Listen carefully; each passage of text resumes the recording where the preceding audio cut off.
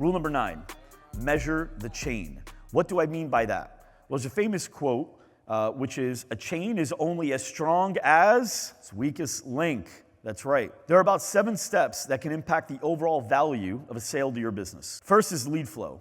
How many leads you have coming in on a consistent basis. Contact rate. What percentage of those leads is your team able to actually make contact with? There's a vast difference here, by the way, between the top 5% and everybody else. Most people really just don't call their leads enough. They're not really calling, they're texting or they're emailing, and they're saying people prefer text, but what they're really saying is, I'm not as comfortable on the phone as I am texting. The phone call is still 100% proven to be the absolute best way to contact and connect with your prospects. Hands down, no argument. I won't even entertain the argument when someone comes to me unless they have proof. Book rate. Of the leads you do reach, how many of these are you able to actually book for an appointment? Show rate. Of the leads you book, what percentage show? Again, a vast difference here between the elite and everybody else.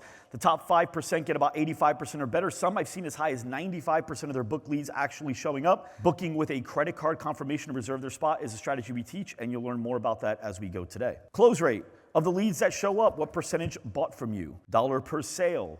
Of the members you closed, what was the average dollar per sale? Are you limping out and just selling the lowest or second lowest option? Are you waiving enrollment fees that you didn't intend to waive? Are you upselling at the point of sale or having them walk out without supplements or any other type of product? All this can affect your dollar per sale.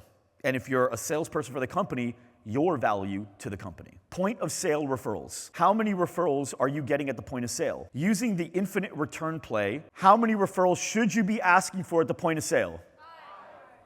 And you're happy with? Right, that's right. So let's look at this vertically. If company A gets 50 leads, makes contact with 20 of them, books 12, 6 show, 2 buy at an average of $100 a sale, and they got 1 referral from it, they increase monthly recurring revenue by $200 and possibly have a new sale coming in. I also added a hypothetical that their average attrition is 6 months. Side note, if you take the number 1 and you divide it by your company's attrition percentage, that formula gives you a very strong indicator as to how long you retain the average member for. So for example, if your attrition rate's about 16.5%, you take your calculator and you divide 1 by 16.5%, you'll get 6.06, meaning you retain members for an average of about 6 months. We learned all about this at GSDCon Money 3 months ago, so we're not gonna hit it too much right now, but just wanna make sure some of you guys knew that. So if you take the $200 of monthly recurring revenue that they added, the 2 sales times $100 per sale and multiply it by 6 months, they've added, you can see in the red at the top, about $1,200 in long-term revenue to their business. Everything in this chain is broken and needs to be fixed. But let's say if the only thing that changed was the top link, new leads, everything else stayed the same, the end result would be an increase of monthly revenue to $600 per month, increasing the value of new sales to their business, as you can see in the green above, to $3,600. Nothing changed except their ability to get more leads in, and we tripled their sales and got 2 more referrals. If we improved our contact rate from 40% to 70%, all the other numbers to follow obviously go up, even if the percentages remain the same.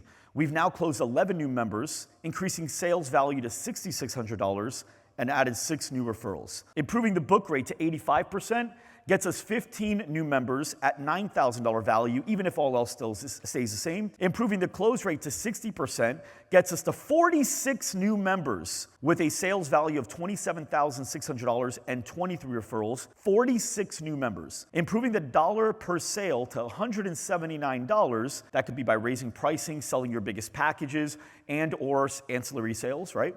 Means we don't have to sell any more members, but that sales value jumps from $27,600 to $49,404 with a much higher profit, by the way, as expenses really don't change. You just kind of increase pricing and sold high margin ancillary sales. If we can get an average of 3 referrals at the point of every sale we make, we not only make that $49,000, but we now also have 138 referrals to work for the following month. And if we get the attrition to about 6%, we increase the length of time that people stay with us to 17 months, bringing our sales value for the month to $139,978 with 138 referrals coming in for next month's pipeline. What you're seeing on this chart, the red, represents a typical studio we see when we first meet them. To the right is what our highest performing studios are producing.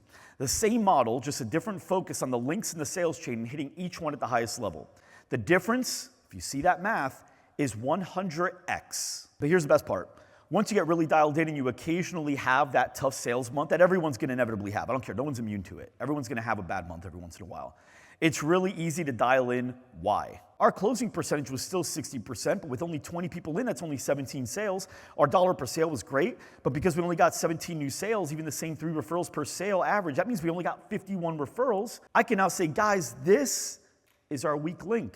Most companies don't review the chain for weak links. They just kind of want to fix everything. So we want to make sure we do a lot more impactful work, and it's not because we just go, how do we just get more leads? No, everything else after that.